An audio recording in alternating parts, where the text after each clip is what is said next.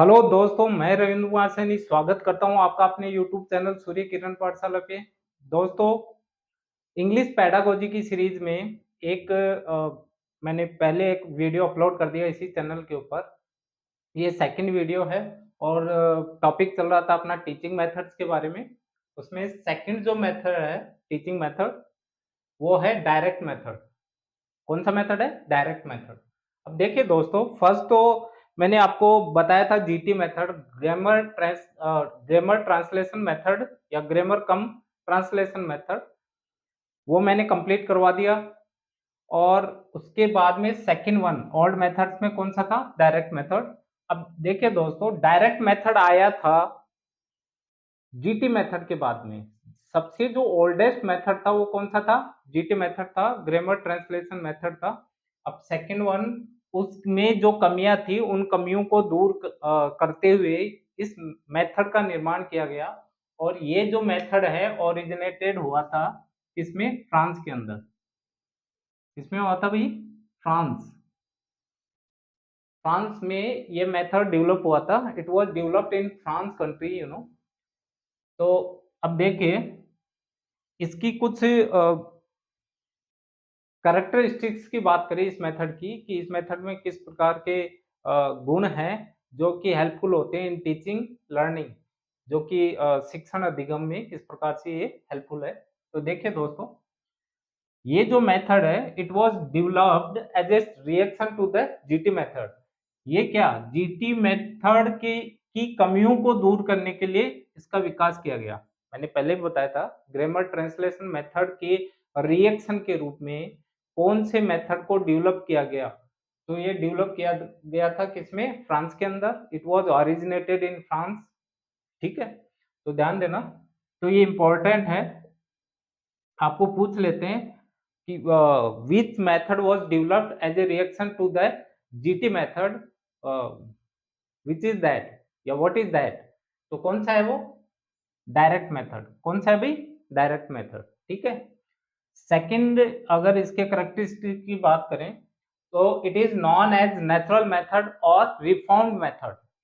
It is known as natural method और reform method. Why it is called natural method और reform method? ये इसको बोल सकते हैं प्राकृतिक विधि। इसको प्राकृतिक विधि बोला जाता है, या फिर इसको रिफॉर्म्ड, इसमें सुधारात्मक जो मेथड था, रिफॉर्म मेथड के रूप में क्यों जाना गया। तो ये आपको पता होना चाहिए। Why it is known as natural method? Because it enables students in enables student या it enables student to learn English naturally. मतलब यह स्टूडेंट्स को इंग्लिश प्राकृतिक रूप से सीखने में मदद करता है, naturally. That's why it is called natural method. इसीलिए इसको क्या कहा जाता है? नेचुरल मेथड कहा जाता है। अब नेचुरली का मतलब क्या है भाई? इंग्लिश की नेचर क्या है? इंग्लिश लैंग्वेज है, इसका मतलब नेचर क्या है? अगर डायमेंशन की बात करें तो इंग्लिश का अगर किसी भी लैंग्वेज के डायमेंशंस की बात करें तो LS RW है, और इसी को फॉलो करता है कोई भी लैंग्वेज, चाहे हिंदी हो, चाहे संस्कृत हो, चाहे कोई भी अदर लैंग्वेज हो। ठीक है, तो ध्यान देना। नेचुरल वे क्या होता है? किसी भी लैंग्वेज को सीखने का पहले उसको सुनना पड़ता है, listening, then speaking, then reading, then writing. It is a natural way to learn a language. किसी भी लैंग्वेज को अधिगम करने का जो प्राकृतिक जो तरीका होता है वो इस तरीके से होता है। फर्स्ट वन ये, second one this one, third reading and fourth one writing, इस तरीके से। तो ध्यान देना, it follow the natural proceeding, natural proceeding और the learning of a language. किसी भी लैंग्वेज की नेचुरल जो प्रोसीडिंग होती है सीखने की, उसको फॉलो करता है। That's why it is called natural method. इसका मतलब इसमें क्या होगा? इंग्लिश को जो स्टूडेंट होते हैं, जो लर्नर्स होते हैं, ठीक है, क्लासरूम के अंदर, वो सुनते हैं टीचर को। ठीक है, दे इंटेंटिवली वो अच्छे से सुनते हैं टीचर को, देन बोलते हैं। टीचर क्या करता है? उनको क्वेश्चनिंग करता है।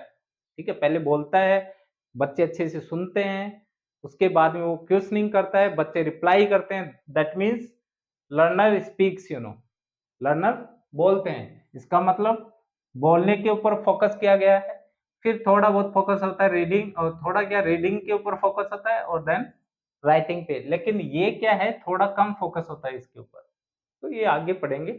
लेकिन ये नेचुरल वे है ना, इसीलिए इसको नेचुरल मेथड कहा जाता है। तो समझ में आ गया होगा। और रिफॉर्म मेथड क्यों कहा जाता है, क्योंकि जीटी मेथड की कमियों को दूर करने के बाद में ये मेथड बना था, इसीलिए इसको क्या बोल दिया, रिफॉर्म मेथड बोल दिया। ठीक है, तो ये दोनों पॉइंट आपके क्लियर हो गए होंगे। तो थर्ड जो पॉइंट है, देखिए दोस्तों, it enables to learn English in natural way. मैंने बता ही दिया कि नेचुरल वे क्या होता है। ये स्टूडेंट्स को अनेबल करता है, इट अनेबल्स स्टूडेंट्स और a learner to learn English in natural way. और नेचुरल वे क्या होता है, it is the natural way, it is the natural way to follow these steps, step by step, कि एक step के बाद में दूसरा, पहले स्पीकिंग, देन सॉरी, पहले listening, then speaking, then reading, then writing. ठीक है, इस तरीके से। तो ये नेचुरल वे है। तो ये समझ में आ गया होगा आपको। थर्ड की बात करें कि इसके गुण धर्मों में, कि डायरेक्ट मेथड में किस तरीके से टीचर है बच्चों को पढ़ाता है। तो पहला क्या है, वापस थोड़ा सा रिपीट कर दूं ब्रीफ में, ये जीटी मेथड के रिएक्शन के रूप में डेवलप हुआ था, किसमें, फ्रांस के अंदर। इसको नेचुरल मेथड बोला जाता है या रिफॉर्म मेथड बोला जाता है, ये मैंने बता दिया, क्योंकि स्टूडेंट्स क्या इसमें नेचुरल वे से सीखते हैं, प्राकृतिक तरीके से सीखते हैं। और प्राकृतिक तरीका क्या है किसी भी भाषा को सीखने का, टू फॉलो द LSRW। ठीक है, इस तरीके से, first listening, then speaking, reading and writing. Okay. Fourth one क्या है, इस डायरेक्ट मेथड की उसकी करेक्टरिस्टिक्स की बात करें, लक्षणों की, तो translation in any shape is not used in the classroom. कि भाई जीटी मेथड में तो क्या मदर टंग को काम में लिया गया था, ग्रामर ट्रांसलेशन जो मेथड था उसमें तो टीचर क्या करता था, in the classroom he always use the mother tongue to make the difficult word understand to the students, he use the mother tongue, तो वो मदर टंग यूज लेता था। लेकिन यहाँ पे ऐसा कुछ नहीं है, यहाँ पे टीचर कोई मदर टंग यूज नहीं लेता। टीचर सिर्फ और सिर्फ इंग्लिश लैंग्वेज में ही पढ़ाता है। टीचर क्या करता है, ओनली इंग्लिश लैंग्वेज में पढ़ाता है। नेचुरल वे वही है, इंग्लिश पढ़ा रहा है, या कोई भी भाषा की बात करें, यहाँ हम इंग्लिश की बात करें, तो जो टीचर जो भाषा पढ़ाएगा उसी भाषा में बात करेगा क्लासरूम में, इस मेथड में। तो टारगेट लैंग्वेज के अंदर ही टीचर बात करता है। ठीक है, तो टारगेट लैंग्वेज क्या है अपनी, इंग्लिश है, इंग्लिश ही तो सीखनी है, और टीचर क्या करेगा, इंग्लिश में ही पढ़ाएगा। इसीलिए क्या बोल सकते हैं, इसमें मदर टंग का यूज नहीं होता है, याद रखना।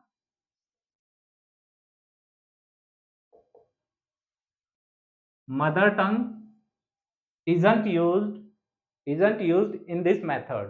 ठीक है, बाय द टीचर। ठीक है, टीचर के द्वारा मदर टंग काम में नहीं ली जाती है। I am not talking about the learners, ठीक है, but basically teacher doesn't use mother tongue while teaching in the classroom. ठीक है, दैट्स वाई बोल सकते हैं कि ट्रांसलेशन इन एनी शेप, जो अनुवादन है, isn't used in the classroom. Classroom में अनुवादन का काम में नहीं लेता टीचर। ठीक है, ट्रांसलेशन, कोई डिफिकल्ट टफ वर्ड आ गया, उसका ट्रांसलेशन टीचर हिंदी में, या जैसे मदर टंग की बात करें तो अपनी हिंदी है, तो हिंदी में नहीं बताएगा उसका, मतलब उसका अर्थ हिंदी में नहीं बताएगा। वो क्या करेगा, कोई भी रेलिया यूज लेगा, वास्तविक कोई ऑब्जेक्ट काम में लेके उसको दिखाएगा। जैसे एप्पल, टीचर को पढ़ाना है बच्चे को एप्पल के बारे में, तो एप्पल मार्केट से खरीद के लेके जाएगा क्लास में, और बच्चों को ऐसे दिखाएगा, दिस इज एप्पल। ठीक है, कोई लड़के को खड़ा कर देगा, दिस इज बॉय। कोई बिल्ली है, दिस इज कैट। और कैट अगर ऑब्जेक्ट के रूप में नहीं है तो पिक्चर के रूप में। तो कुल मिला के दिमाग में आया होगा, ज्यादा से ज्यादा इस मेथड में realia, pictures, audio, video, aids, charts and other जो एड्स हैं, जो टीचिंग एड्स हैं, वो काम में लिए जाते हैं। ठीक है, या बोल सकते हैं इसके अंदर एक टेक्निक भी काम में ली जाती है इस मेथड के अंदर, वो टेक्निक क्या है? Association technique. मैंने साइकोलॉजी में पढ़ाया था, थॉर्नडाइक के रूल्स में साहचर्य का नियम होता है ना, अधिगम का साहचर्य का नियम, ठीक है? 3 और वो जो गौण नियम है उनमें मैंने एक साहचर्य परिवर्तन का नियम पढ़ाया था, तो इसमें साहचर्य परिवर्तन की तरह ही होता है। यहाँ टेक्निक काम में ली जाती है एसोसिएशन वाली, साहचर्य वाली तकनीक काम में ली जाती है। यानी कि संबंध जोड़ के हम मान लो इंग्लिश पढ़ा रहे हैं और कोई किसी ऐसी विषय वस्तु के बारे में बताना है जो हमारे पास में उसका ना तो कोई चार्ट है, ना उसकी बोल सकते हैं कोई पिक्चर है, ना कोई मॉडल है, ठीक है? ना कोई रील है, तो क्या करेंगे? उसको हम क्या करेंगे? बाय एक्सप्रेशन, बाय इमोशन या किसी दूसरी विषय वस्तु से उसको एसोसिएट करके ही समझाने की कोशिश करेंगे स्टूडेंट्स को। बट कौन सी लैंग्वेज में पढ़ाएँगे? वो कंप्लीटली मीनिंग बच्चों को समझाएँगे उस विषय वस्तु के बारे में, वो इंग्लिश में पढ़ाएँगे, वहाँ हिंदी टीचर यूज़ नहीं लेता है, ठीक है? तो ध्यान देना, translation in any shape isn't used in the classroom. तो ट्रांसलेशन चाहे कितना भी टफ वर्ड हो, कैसी भी वोकैब्युलरी हो, ठीक है? वोकैब्युलरी और एब्स्ट्रैक्ट वोकैब्युलरी भी होगी ना, तो भी टीचर यहाँ एब्स्ट्रैक्ट का मतलब क्या होता है? ऐसी वोकैब्युलरी जो दिखाई नहीं देती है, जो ना तो दिखाई देती है आँखों से, ना उसको छू सकते हैं, सिर्फ़ महसूस कर सकते हैं। तो इसका मतलब अपने भावों से, इमोशन से संबंधित जो वोकैब्युलरी होती है, जिसको एब्स्ट्रैक्ट वोकैब्युलरी बोला जाता है, उसको भी हम by actions, postures, by motion, ठीक है? इनके थ्रू ही इन टारगेट लैंग्वेज में ही बच्चों को सिखाते हैं। मतलब वहाँ हिंदी नहीं बोलता है टीचर, इंग्लिश ही बोलता है। तो आगे डिस्कशन करेंगे। तो translation isn't used. Next one देखो, teacher doesn't use mother tongue और बाइलिंगुअल डिक्शनरी। मैंने बोला था ना अभी, teacher doesn't use mother tongue while teaching in the classroom. He avoids mother tongues. He always teach in target language. He always teach in English. That's it. And he doesn't use bilingual dictionary, as bilingual dictionary was used in GT method. GT method में काम में लिया गया था ना, teacher बोलता है, GT method की बात करूं मैं यहाँ रोक के, कि GT मेथड में मैंने बताया था टीचर बताएगा एप्पल के बारे में, तो बोलेगा ए फॉर एप्पल, एप्पल मतलब सेब, एप्पल का हिंदी अर्थ बता देगा, ये सेब है, ये अंग्रेजी में क्या है इसको, ये एप्पल। तो उसका क्या ट्रांसलेशन करके, यानी कि जो वर्ड्स हैं वहाँ यूनिट क्या थी, वर्ड थी, और यहाँ पे यूनिट क्या है, देखो ये मोस्ट इंपॉर्टेंट है, यहाँ लिख लेना, the unit of this method is a word, a sentence और फ्रेज। मीन्स इसको फोकस करना है आपको कि इस मेथड की जो इकाई है वो क्या है, एक एक वाक्य है, सेंटेंस है, ना कि क्या है, तो शब्द है। जैसे जीटी मेथड की जो इकाई थी क्या थी, कि इकाई का मतलब क्या है कि शुरुआत में किस तरीके से काम में लिया जाता है, तो ध्यान देना, एक सेंटेंस के रूप में सेंटेंस कंप्लीट बताया जाता है, सेंटेंस को बोला जाता है टीचर के द्वारा। तो यहाँ पे unit of this method is a sentence और अ फ्रेज, कोई भी ग्रुप ऑफ वर्ड्स हो सकता है, नॉट अ सिंगल वर्ड। वहां पे क्या था, ओनली सिंगल वर्ड, ठीक है, ओनली सिंगल वर्ड, एक ही शब्द क्या था, इकाई था। तो ये भी इंपॉर्टेंट है, याद रख लेना, ये भी इम्पोर्टेंट है। इम्पोर्टेंट सारा क्या है समझना है आपको, थोड़ा सा दिमाग में रखना है, इनका इतनी टफ इंग्लिश है नहीं है, ठीक है? तो ध्यान देना। नेक्स्ट पॉइंट, तो बाइलिंगुअल डिक्शनरी काम में नहीं लेता, grammar is taught by the use of grammar, ये इंपॉर्टेंट है भाई, ये याद रखना। थोड़ा मैं आपको दोनों में तुलना करके कंपैरिजन करके बता रहा हूँ, जीटी मेथड और डायरेक्ट मेथड में, क्योंकि इसके जीटी मेथड के रिएक्शन के रूप में आया था ये। तो ध्यान देना कि in GT method grammar is taught by the rules of grammar, कि वो वहां पे जो ग्रामर पढ़ाई जाती थी वो ग्रामर के नियमों के द्वारा पढ़ाई जाती थी, और यहाँ पे ग्रामर कैसे पढ़ाई जाती है या व्याकरण कैसे पढ़ाई जाती है इस मेथड में, डायरेक्ट मेथड में, grammar is taught by the use of grammar. Grammar की उपयोगिता के द्वारा पढ़ाई जाती है कि ग्रामर का यूज किस तरीके से, यूजेज ऑफ ग्रामर, ठीक है। जैसे कोई सेंटेंस आ गया और उस सेंटेंस में, अब जैसे उस प्रकार के सेंटेंस में किस प्रकार की ग्रामर काम में ली जाती है, वो वहां पे थोड़ा हल्का फुल्का बता दिया जाता है। बाकी ग्रामर के ऊपर रूल्स के थ्रू फोकस नहीं किया जाता है कि इस तरीके से ये है, ठीक है इसमें। तो यहाँ पे क्या है, grammar is taught by the use of grammar. ये पॉइंट देखिएगा, grammar is taught bye inductively, ये भी इंपॉर्टेंट पॉइंट है दोस्तों। और याद रखना, एग्जाम में पूछे जाते हैं mostly, frequently these points are asked in the examination, you know. तो आपको थोड़ा सा इनको समझना। ग्रामर इज टॉट इंडक्टिवली, यानी कि जो व्याकरण है इसमें आगमन विधि के द्वारा पढ़ाई जाती है। आगमन विधि जानती हो ना, इंडक्टिवली। जीटी मेथड में मैंने क्या बताया था, ग्रामर, जीटी मेथड में, ग्रामर ट्रांसलेशन मेथड में ग्रामर इज टॉट डिडक्टिवली, वहां पहले नियम बताए जाते थे व्याकरण के, उसके बाद में उदाहरण। और यहाँ पे उल्टा है, डायरेक्ट मेथड में ग्रामर इज टॉट इंडक्टिवली। इसका मतलब क्या है, व्याकरण जो पढ़ाई जाती है वो आगमन विधि के द्वारा, इसका मतलब पहले उदाहरण दिया जाता है, फिर उस उदाहरण के में जो भी नियम निकल के सामने आता है ग्रामर का, उस एग्जाम्पल में जो रूल निकल के सामने आता है व्याकरण का, वो नियम बता दिया जाता है इन द क्लास, ठीक है। तो ये पॉइंट आपको समझ में आ गए होंगे, और स्क्रीनशॉट ले लो, क्योंकि इन्हीं में से फ्रिक्वेंटली पूछ लेते हैं, एक आधा क्वेश्चन बन जाता है यहाँ पे। अब आगे और इसके कुछ कैरेक्टरिस्टिक्स, मेरिट्स और डीमेरिट्स की बात करते हैं।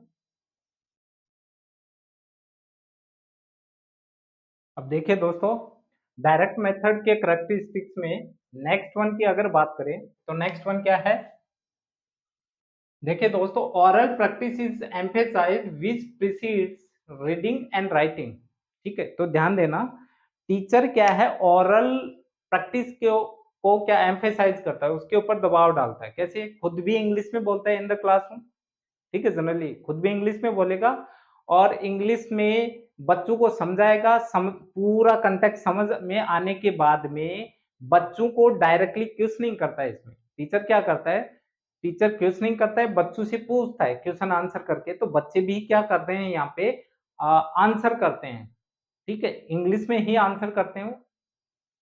They try to speak in English, you know, वो कंटेक्स्ट को इंग्लिश में ही मतलब बोलने की कोशिश करते हैं, जिसके कारण से ध्यान देना, बच्चों की इंटोनेशन, प्रोनाउंसिएशन, ये इस प्रकार के जो बोल सकते हैं, जो स्पीकिंग में काम में ले जाते हैं, जैसे इंटोनेशन, रिदम, या फिर बोल सकते हैं पंक्चुएशन, आर्टिकुलेशन, ये चीजें बच्चों को धीरे धीरे समझ में आने लग जाती है भाषा की, भाषा का उतार चढ़ाव, ठीक है, उच्चारण किस तरीके से किया जाता है, तो ये भी बच्चों को समझ में आने लग जाता है, किसके कारण, ओरल प्रैक्टिस के कारण। It happens due to the oral practice, you know.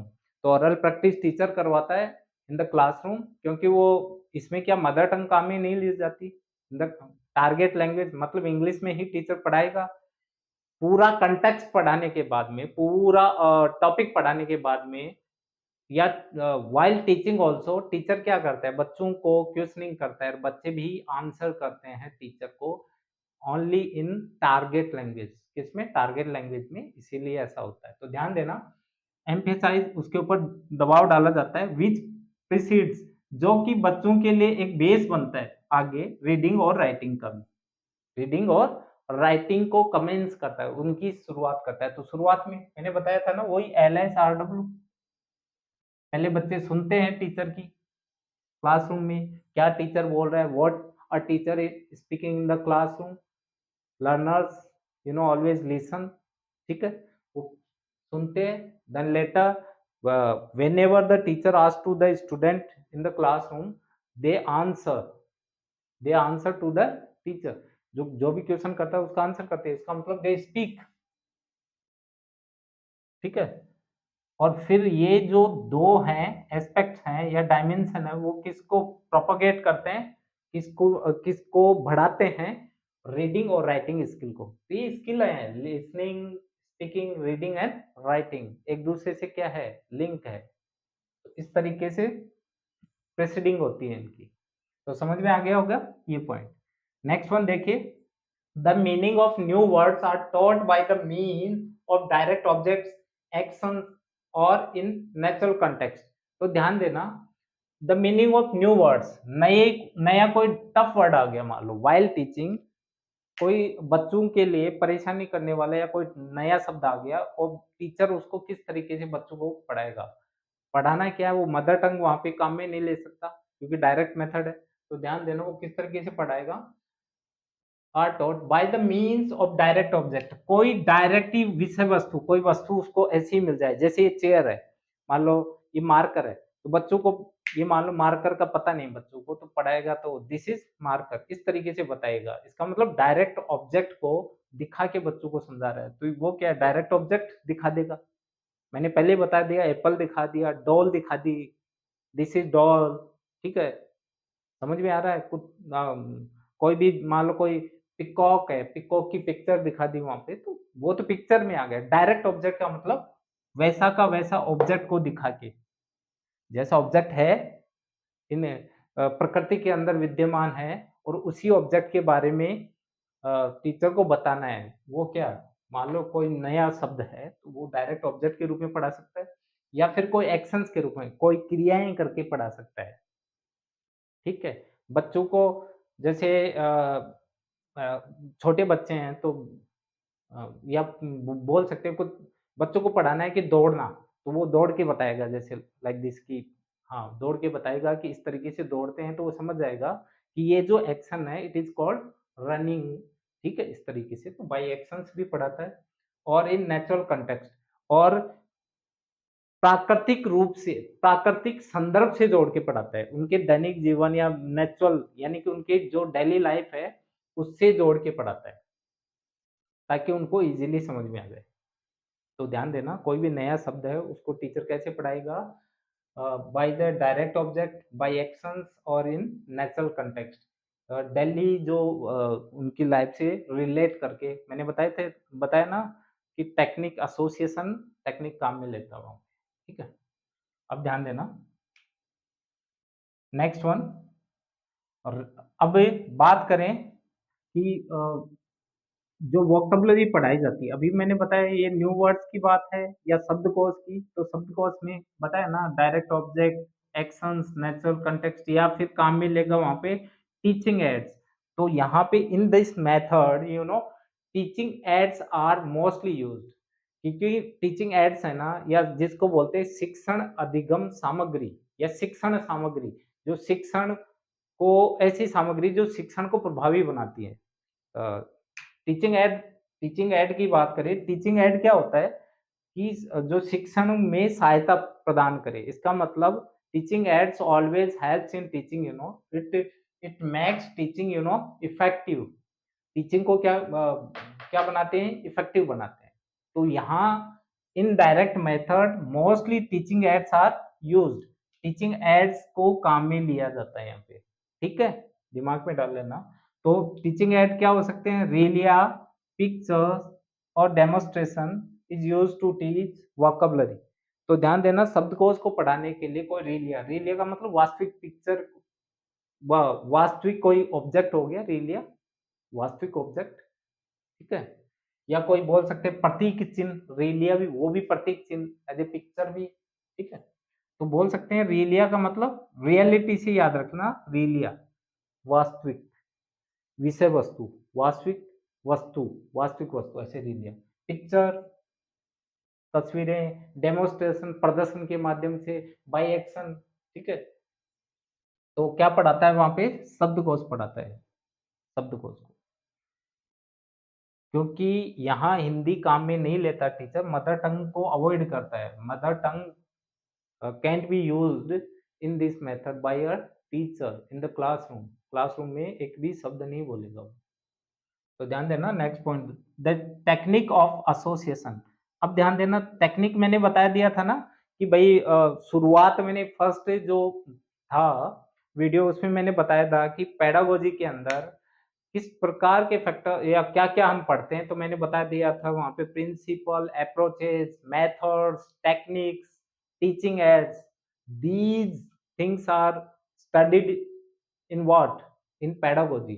तो वहाँ पे मैंने टेक्निक के बारे में आपको थोड़ा ब्रीफ बताया बताया था। टेक्निक क्या होती है?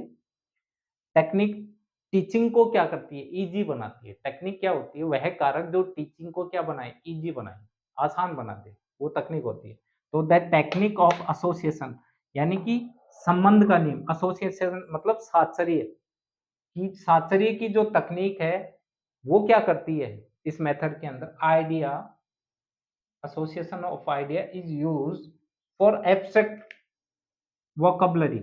एब्स्ट्रैक्ट वोकैब्युलरी जानते हो ना? ऐसी वोकैब्युलरी ऐसा शब्दकोश जिस जो कि यानी कि इस प्रकार के शब्दकोश के बारे में टीचर को पढ़ाना मैंने पहले बता दिया था आपको कि जो प्रकृति में ना दिखाई देता हो, जिसको दिखाई नहीं देता हो या कैसा किस तरह ना पिक्चर के रूप में कैसे भी वो दिखाई नहीं दे, ठीक है? तो हम क्या करें फिर? एब्स्ट्रैक्ट का मतलब भावों से, इमोशन से संबंधित इस प्रकार की कोई शब्दकोश है, उसको टीचर को पढ़ाना है इन the classroom, in target language, तो वो क्या काम में लेगा? फिर वो एसोसिएशन की टेक्निक काम में लेगा, जो विचार हैं उनको विचारों को क्या करेगा? विचारों को क्या करेगा? एसोसिएट करता है, एक-दूसरे से संबंध स्थापित करके एब्स्ट्रैक्ट वोकैब्युलरी को पढ़ाता है, ठीक है? इमोशन के थ्रू किस तरीके से कोई एक मतलब एक इमोशन को दूसरे इमोशन से जोड़ के या कोई किसी डायरेक्ट ऑब्जेक्ट को किसी इमोशन से जोड़ के रिप्रेजेंट करता है by actions, by you know by action direct direct object तो इसमें काम में नहीं ले सकता, तो through action, gestures and postures जो हाव-भाव है बॉडी के उनके द्वारा वो टीचिंग करवाता है। तो आई होप कि ये पॉइंट आपको समझ में आ गए होंगे। अब आगे बढ़ते हैं कि ये आपके जनरल कैरेक्टरिस्टिक्स हैं इस मेथड के, डायरेक्ट मेथड के। अब इसके कुछ मेरिट्स, इसके जो गुण हैं और जो डीमेरिट्स हैं उनकी चर्चा करते हैं।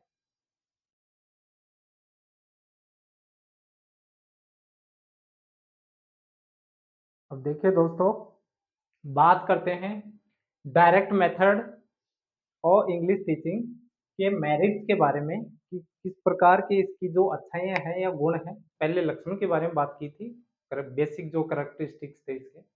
अब कुछ इसकी मेरिट्स क्या हैं, इसकी अच्छाइयाँ क्या है इस मेथड की या फिर ये मेथड जो टीचिंग के अंदर किस प्रकार का जो अच्छा रोल प्ले करता है।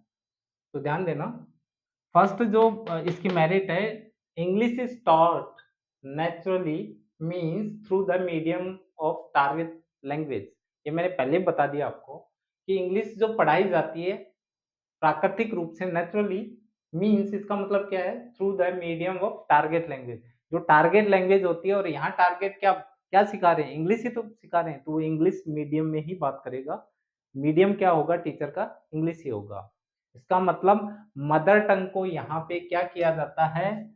मदर टंग को यूज़ नहीं लिया जाता है। पहले मैंने बताया था mother tongue isn't used in this teaching method। तो मदर टंग को काम में नहीं लिया जाता है, ठीक है? सेकंड की बात करें मेरिट की, फर्स्ट तो समझ में आ गया, सेकंड देखो, it creates direct bond between thoughts and expression. तो ध्यान देना, अगर टीचर टारगेट लैंग्वेज में पढ़ा रहा है, तो जो थॉट्स होंगी और जो एक्सप्रेशन होगा व्हाइल स्पीकिंग वो क्या एक जैसा मतलब जिस भाव से टीचर बोलेगा वो वैसा ही भाव उसकी फेस के ऊपर होगा। जिस भाव से टीचर बोलेगा वैसा का वैसा भाव ही उसके फेस या एक्शंस या उसको बोल सकते हैं उसके पोस्चर्स में और उसके जेस्चर्स में झलकेगा, जिसको बच्चे क्या करेंगे? कैच करते हैं उस भाव को भी, उस जेस्चर्स को भी, उस पोस्चर्स को भी बच्चे क्या करते हैं? कैच करते हैं। इसका मतलब इस टीचिंग मेथड का फ़ायदा ये मिलता है बच्चों को, वो क्या करते हैं? इट क्रिएट्स डायरेक्ट बॉन्ड, जो सीधा बंध बनाते हैं। सीधा बंध ब ब ये मेथड सीधा बंध बनाता है थॉट्स में, विचारों में और एक्सप्रेशन जो अभिव्यक्ति में। तो विचार और अभिव्यक्ति के मध्य जो संबंध है, संबंध की स्थापना इस मेथड के द्वारा की जाती है। ठीक है? विचार क्योंकि टारगेट लैंग्वेज में पढ़ाएगा तो विचार भी इंग्लिश में उसी तरीके से, उनका एक्सप्रेशन भी वैसा ही होगा। थर्ड की बात करें, इट हेल्प्स स्टूडेंट, ये है जो मेथड है वो स्टूडेंट्स को हेल्प करता है किसमें? To strengthen ability to self expression, मैंने बताया ना अभी, स्टूडेंट भी क्या सीख जाएंगे, आत्म अभिव्यक्ति का ज्ञान सीख जाएंगे, आत्म अभिव्यक्ति का ज्ञान। क्योंकि टीचर क्या करता है यहाँ पे, जब टीचर पढ़ाता है बच्चों को, when a teacher teaches in the classroom, he asked the question generally to the students, in target language, target language में ही बच्चों को पूछता है, और student they answer to the teacher in target language, वो भी क्या इंग्लिश में ही वो आंसर करते हैं। तो क्या होगा, उससे बच्चों की जो योग्यता है उसमें ताकत मिलती है, किसमें, अभिव्यक्ति में, सेल्फ एक्सप्रेशन में, आत्म अभिव्यक्ति में, ठीक है। तो सेल्फ एक्सप्रेशन इनका मजबूत होता है, किनका, स्टूडेंट्स का, किसमें, डायरेक्ट मेथड में, ठीक है, दिमाग में डाल लेना है। सेकंड है to have fluency and good command और लैंग्वेज, वो क्या, बच्चों की फ्लुएंसी भी आती है, टीचर पढ़ाते हैं इंग्लिश में तो वो बोलता रहता है, तो क्या होता है, थोड़ी थोड़ी बच्चों की भी हैबिट फॉर्मेशन वैसी की वैसी होने लग जाती है, जिससे बच्चों की स्पीकिंग में फ्लुएंसी आती है, और थोड़ा थोड़ा अच्छा कमांड होने लग जाता है, ओरल पे ज्यादा कमांड होता है बच्चों का भी। इसमें इस मेथड में यही है, इस मेथड में जैसे मैंने 4 एस्पेक्ट बताए थे, LS, RW, तो इन दोनों के ऊपर ज्यादा कमांड हो जाता है, ये थोड़े अवॉइड होते हैं इसमें, हालांकि इतना भी अवॉइड नहीं होते, लेकिन थोड़े अवॉइड हो जाते हैं, रीडिंग राइटिंग लेस अवॉइडेड बोल सकते हैं, रीडिंग रीडिंग राइटिंग, ठीक है, लेस अवॉइडेड, कम ही अवॉइड होते हैं, ज्यादा नहीं, इतना नहीं, जैसे बोल सकते हैं जैसे LSGT मेथड में कंप्लीटली अवॉइडेड थे, वैसे नहीं होता। अब थर्ड पॉइंट की बात करें, target language is learn just like native language, target language is learn just like native language. अब ध्यान देना, इंग्लिश, टारगेट लैंग्वेज क्या है, इंग्लिश है, इंग्लिश को सिखाया जाता है या अधिक सीखा जाता है इस मेथड के अंदर, किसमें, नेटिव, मातृभाषा के रूप में, मातृभाषा के रूप में। जैसे हम हिंदी पढ़ते हैं, जैसे हमारी मातृभाषा हिंदी है, तो हम हिंदी को कैसे सीखते हैं, शुरुआत में क्या करते हैं, हम ऑब्जर्व करते हैं। देखो, राइट मेथड क्या है अपना, हम क्या करते हैं, ऑब्जर्व करते हैं, किनको, अपने से बड़ों से। जब छोटा बच्चा होता है वो बोल नहीं पाता है, वो सुन तो बोल नहीं पाएगा, तो वो सबसे पहले क्या करेगा, सुनेगा। तो ये क्या करेगा, अपने से बड़े, जो उसकी मदर होगी, फादर होगा, उसके दादाजी, दादा जो भी है, आसपास में जो भी उनकी, जो उस बेबी के पास में होंगे, वो क्या बोलते रहते हैं, एक दूसरे से बात करते हैं, वो क्या करता है, बच्चा उनको कान से सुनता है। तो फर्स्ट स्टेप लिसनिंग हो गया। सेकंड में क्या, जब वो बोलना ही शुरू करेगा, डायरेक्टली पेन से लिखना तो शुरू नहीं करता ना, बच्चा कुछ ना कुछ बोलता है, डैड, मॉम, ठीक है, ग्रैंडपा, दादाजी, ठीक है, जो भी अंकल, कुछ ना कुछ शब्द बोलता है ना, इनिशिएशन में तो शब्द बोलता है, तो बोलना शुरू करता है, स्पीकिंग। उसके बाद में उसको प्राइमरी एजुकेशन के लिए स्कूल में डालते हैं, तो वहाँ पे रीडिंग राइटिंग भी सीख जाता है, या फिर मदर सिखा देती है रीडिंग। तो पहले रीडिंग आती है, बच्चे को है ना पढ़ना सिखाया जाता है पहले, फिर उसको लिखना आता है। तो इस तरीके से ये राइट वे है। तो ध्यान देना, target language is learn just like native language, ऐसे ही इंग्लिश को सिखाया जाता है, जैसे हम हिंदी को सीखते हैं, हमारी भाषा जैसे बोलना सीखते हैं या जो लिखना, उसी प्रोसेस से टारगेट लैंग्वेज को पढ़ाया जाता है, किसमें, इन the classroom, in direct method, ठीक है। तो सेम थिंग है। अब बात करें नेक्स्ट पॉइंट की, तो ध्यान देना, टीचर प्रोसीड्स। अब टीचर क्या प्रोसीड करता है इस टीचिंग मेथड में, या प्रोसीड का मतलब शुरुआत करता है, या प्रोसीड का मतलब टीचर इस तरीके से पढ़ाता है, ठीक है, टीचर क्रिया करता है। अब टीचर क्रिया कैसे करेगा, इनडायरेक्ट मेथड, ध्यान देना, फ्रॉम पर्टिकुलर टू जनरल, यानी कि विशिष्ट से सामान्य की ओर चलता है टीचर, विशिष्ट से जनरल का मतलब सामान्य। ये मैक्सिम पूछी जाती है कभी कभी कि आपको पूछ लेगा कि general characteristics of the direct method.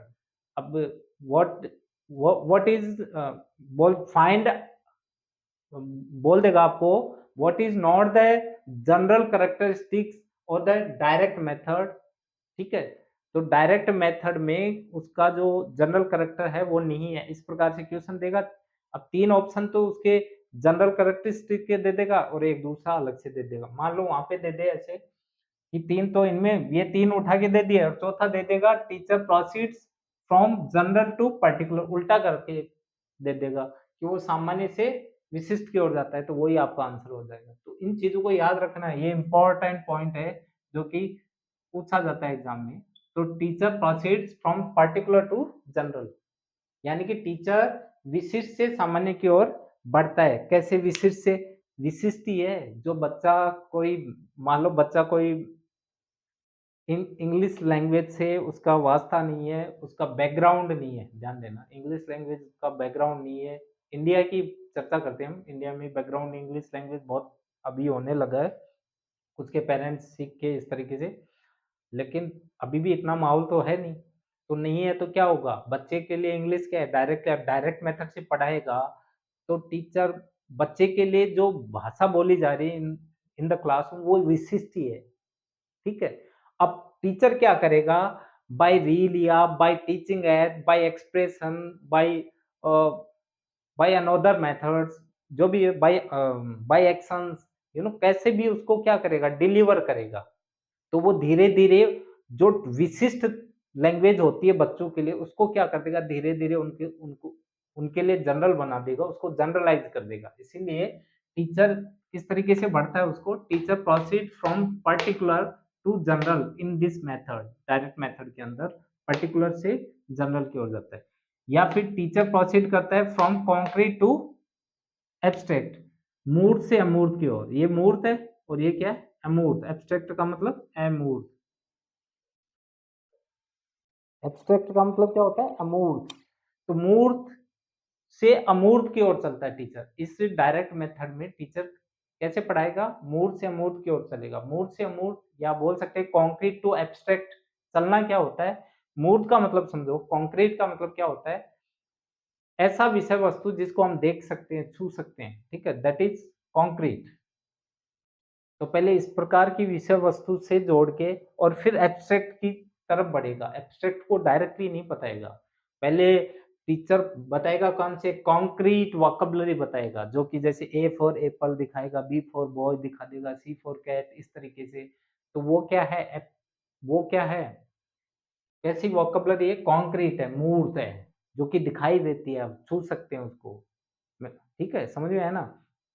Abstract का मतलब अमूर्त, जो कि दिखाई नहीं देती है, जिसको छू नहीं सकते, इस प्रकार की शब्दकोश है, उसकी तरफ लास्ट में बढ़ता है। तो पहले मूर्त पढ़ाएगा, फिर अमूर्त पढ़ाता है। मैंने बताया था ना, अमूर्त मैंने पहले बताया, इसमें एब्स्ट्रैक्ट जो वोकैब्युलरी है, टीचर कैसे पढ़ाता है? By the action, by the technique of association of the ideas. तो आइडियाज के सात्चर्य के साथ पढ़ाता है। तो ये चीजें मैंने बताई आपको। तो आई होप कि ये पॉइंट आपको समझ में आ गए होंगे, कोई ज्यादा टफ तो है नहीं। अब इसके कुछ डीमेरिट्स हैं, उसकी भी चर्चा कर लेते हैं।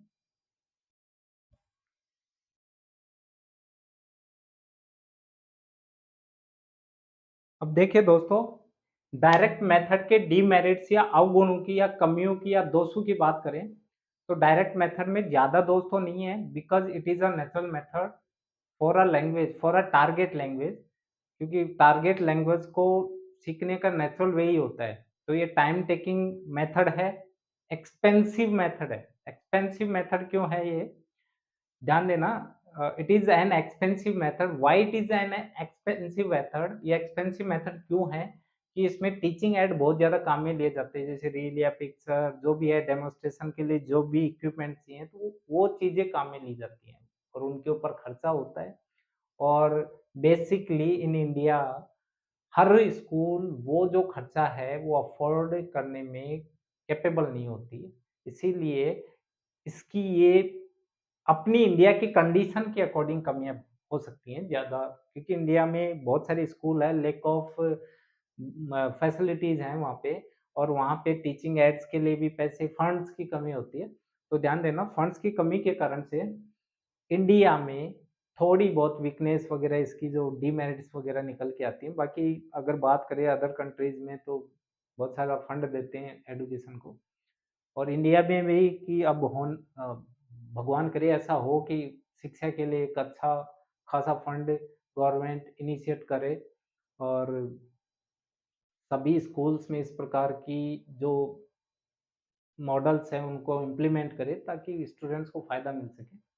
तो ध्यान देना, बात करें डीमेरिट्स की, तो इसके डीमेरिट्स क्या है? कमियाँ, अवगुण या दोष according to Indian school situation, ये समझ लो। Over emphasis on oral practice, तो ध्यान देना, ओरल प्रैक्टिस के ऊपर ज्यादा दबाव डालना leads to weakness in reading and writing. तो ध्यान देना, कितने मैंने स्किल बताए थे, LSRW, और यही तरीका होता है, यही एस्पेक्ट होते हैं क्या एक लैंग्वेज को सीखने, पहले लिसनिंग देन स्पीकिंग, ये दो तो ज्यादा होता है।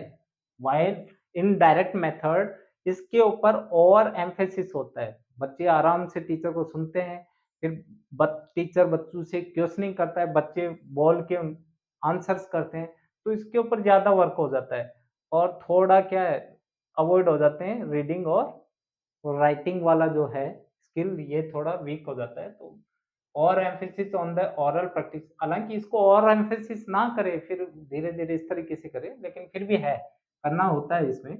तो और emphasis on the oral practice leads to weakness, कमी in reading and writing, reading writing में थोड़ी कमी रह जाती, थोड़ी, लिटिल बिट बोल सकते हैं, ठीक है, ज्यादा नहीं है लेकिन है।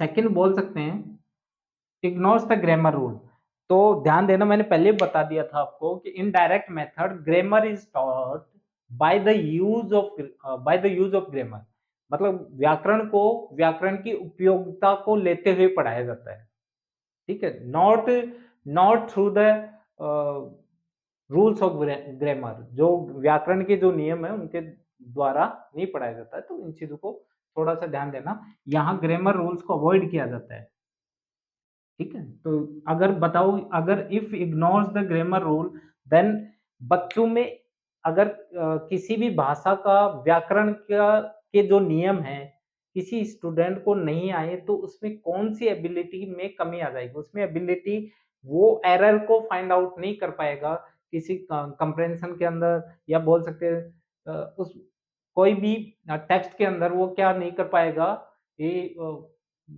मतलब जो करेक्शन नहीं कर पाएगा, फॉल्टनेस उसको फाइंड आउट नहीं कर पाएगा, एरर को फाइंड आउट नहीं कर पाएगा सेंटेंस के अंदर, वो किसके द्वारा होता है, ग्रामर रूल्स के। तो इसको इसमें अवॉइड किया जाता है, इसीलिए जो competency to find out errors in a context, उसमें वीकनेस आ जाती है स्टूडेंट्स की। तो आपको समझ में आ गया होगा कि ग्रामर क्या करता है, आपको व्याकरण का सही ज्ञान आपको ये सिखाता है कि क्या ये वाक्य है जो बोला गया है वो सही है या गलत है, या आप में सूझ या समझ दे देता है, इसका मतलब सही गलत की पहचान करना, आप क्या गलतियां निकाल सकते हो, तो जो गलतियां निकालने की जो क्षमता होती है बच्चों में डेवलप होनी चाहिए थी, वो डेवलप नहीं हो पाती है डायरेक्ट मेथड में, because because the grammar rules are ignored, grammar rules are ignored while teaching, ठीक है, इन दिस मेथड, ठीक है। अब नेक्स्ट की बात करें, ये एक्सपेंसिव है, मैंने बता दिया, it is an expensive method, why it is an expensive, you know that, क्योंकि टीचिंग एड्स को काम में लिया जाता है बहुत ज्यादा, तो फंड्स की कमी होती है। Difficulty in teaching abstract vocabulary in some level of students, कुछ स्टूडेंट्स जो एब्स्ट्रैक्ट वोकैबुलरी मैंने बताया ना यहाँ पे, अमूर्त शब्दकोश, अमूर्त शब्दकोश, अमूर्त शब्दकोश को पढ़ाने में डिफिकल्टी होती है, कुछ लेवल के बच्चों में, प्राइमरी लेवल में डिफिकल्टी होगी, आप जैसे जैसे आप बढ़ोगे, ठीक है, अपर क्लासेज में तो बच्चे पकड़ने लग जाते हैं, सो टेक्निक ऑफ एसोसिएशन और द आइडियाज उससे आसानी से पढ़ा सकते हो, लेकिन कुछ लेवल पे ये जो टीचिंग मेथड है ये डिफिकल्टी क्रिएट करता है अमूर्त शब्दकोश को पढ़ाने में, ये इसकी डीमेरिट्स थी, ज्यादा डीमेरिट्स नहीं है डायरेक्ट मेथड की, because it was reform method, ठीक है, it was reform to the GT method, reformed of the GT method, GT method को दोबारा मतलब उसमें जो कमियाँ हैं उसको दूर करके और ये बनाया गया है। बोल सकते हैं एक एक पॉइंट मैंने पहले नहीं बताया कि आपको ओरली मैं बता दूँ, वैसे भी आपको समझ में आ जाएगा, इतना सारा सब कुछ है। नेचुरल मेथड भी बोला जाता है इसको। तो नेचुरल मेथड है इसका मतलब it is a psychological method. Naturally है तो we can speak it is a psychological method. It has psychology, ठीक है? तो इसमें साइकोलॉजी भी है, मनोविज्ञान भी। तो it's all about this method ये सारा सब कुछ मैंने आपको बता दिया। आई होप आप लोगों को ये क्लास समझ में आ गई होगी। और दोस्तों मैं निवेदन करना चाहता हूँ आप सभी व्यूअर्स से ये जो चैनल है आप लोगों की सर्विस के लिए है, सेवा के लिए। तो आप इस चैनल को स्प्रेड करो, ज़्यादा से ज़्यादा दोस्तों को बोलो और जो इंग्लिश पेडागोजी की जो क्लास है, ये जल्दी से जल्दी करवाई जा रही है। रोज़ाना एक एक वीडियो आता रहेगा और ये कंप्लीट हो जाएगी आपकी लगभग ये मान लो 1 महीने के अंदर। तो अपने फ्रेंड्स को स्प्रेड करो, सब्सक्राइब करो, लाइक करो। हालाँकि मैं बोलता नहीं हूँ बिकॉज़ अगर ठीक है, चल रहा है, अगर धीरे भी प्रोसीडिंग करता है तो क्या है, काम है पढ़ाना और पढ़ाने में दिल खुश होता है तो जो वो ही काम करना चाहिए जहाँ पे दिल दिल खुश हो। और I feel, happiness. I just become happy when I teach, जब मैं पढ़ाता हूँ तो ये मेरे लिए तो नेचुरल थिंग है। तो आज के लिए इतना ही काफ़ी था दोस्तों। अब विदा लेता हूँ। जय हिंद, जय भारत।